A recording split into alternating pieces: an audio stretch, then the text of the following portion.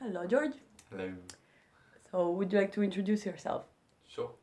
My name's George. I'm 22. I'm English. Lived in England and then previously grew up in Holland.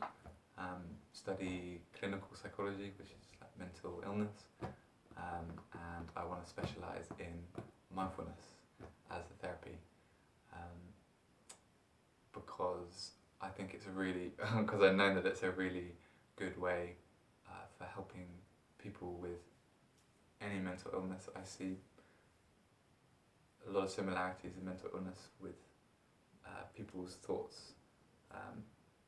They can have the content of whatever, so it can be anxiety, depression, addiction, eating, whatever it is. I think mindfulness helps you relate to those troubling thoughts in a more healthy way instead of making them worse or letting them overtake your life and causing mental illness.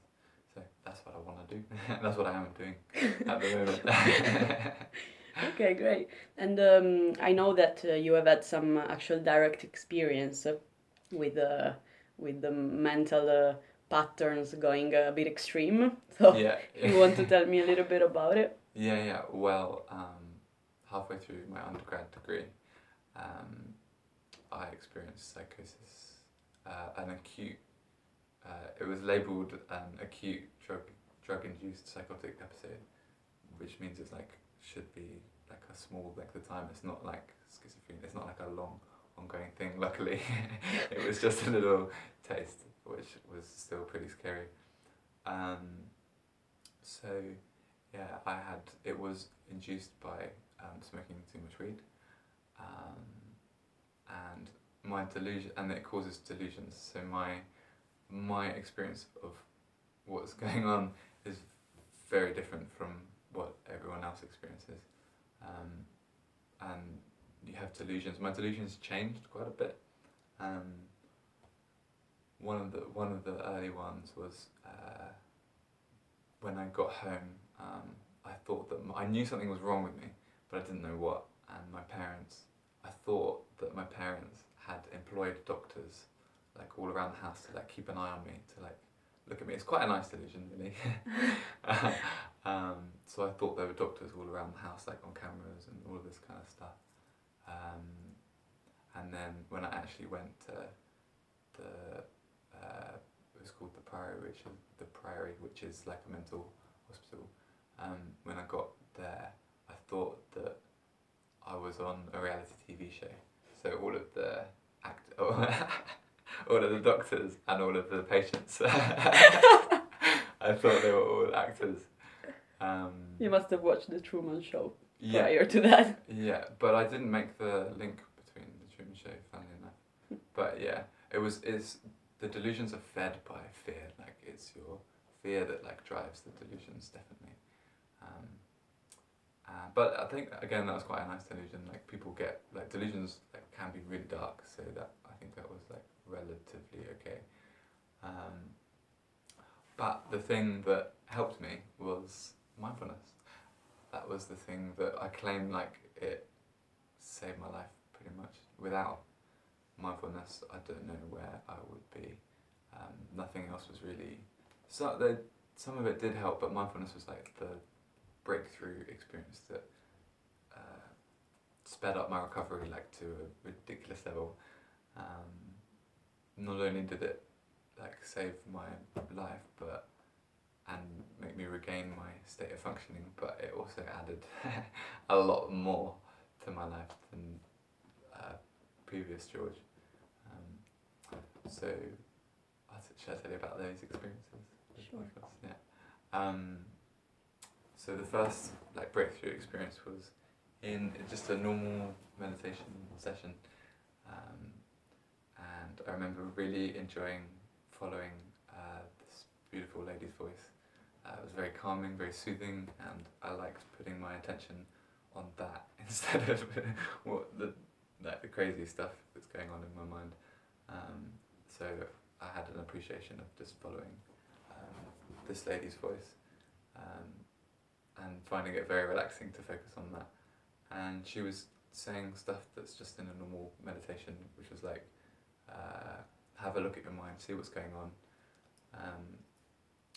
Don't interact with your thoughts, just have a look at them, see what's in there.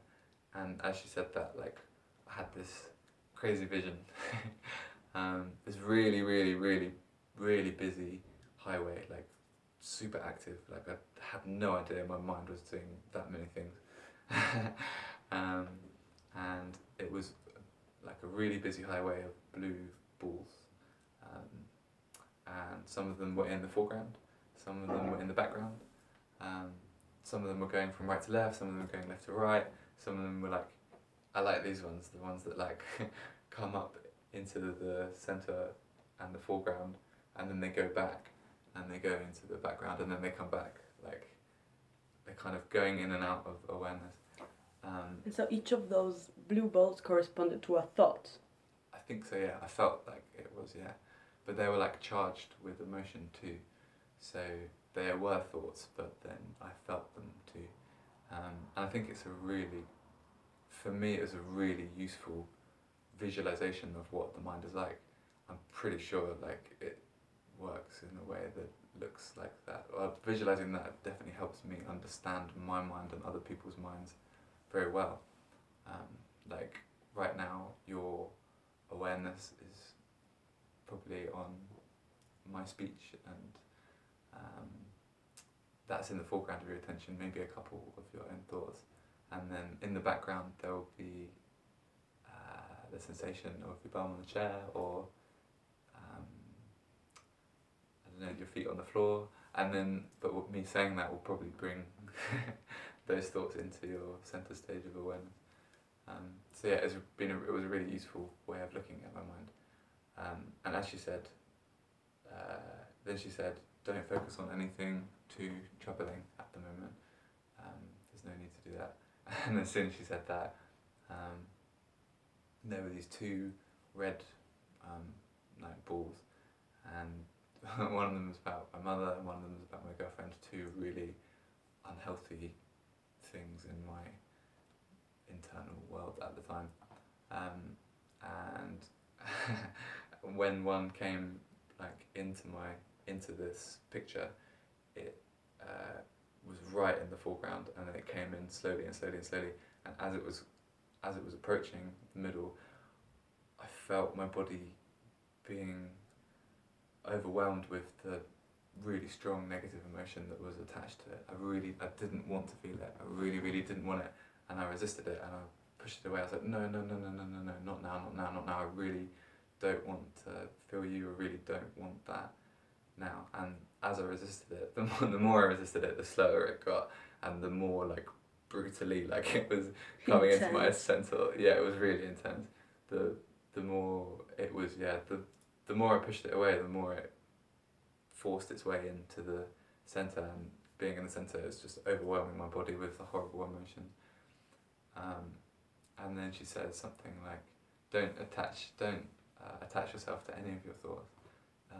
Don't don't resist them, don't hold on to them, all of that stuff, just normal stuff that people say in meditation. And as she said that, I thought, okay, yeah, I'll do that. And I stopped interacting with it. I would just let go. Like, I didn't realise that when you resist something, that's still interacting with something. Like, I didn't want it, so I thought that's a natural reaction, I think, in many humans, to resist something that you don't like. And I gave up that. I said, yeah, I'm not going to touch you anymore. And as soon as I did that, as soon as I let go of it, it picked up speed like super quick and went zooming off. And with that, like a massive sense of relief comes over my body, and I'm so happy that I knew it was not resolved. I knew it would be back, but in that moment, I had managed to deal with it in a much healthier way. And you realize that when you are resisting something, you're actually strengthening it. Exactly. You're giving it more energy. Whatever you resist persists, and whatever you fight, you strengthen. But you can say these things, but with meditation, learning them from yourself is the thing that definitely having these realizations instead of blindly believing what somebody says.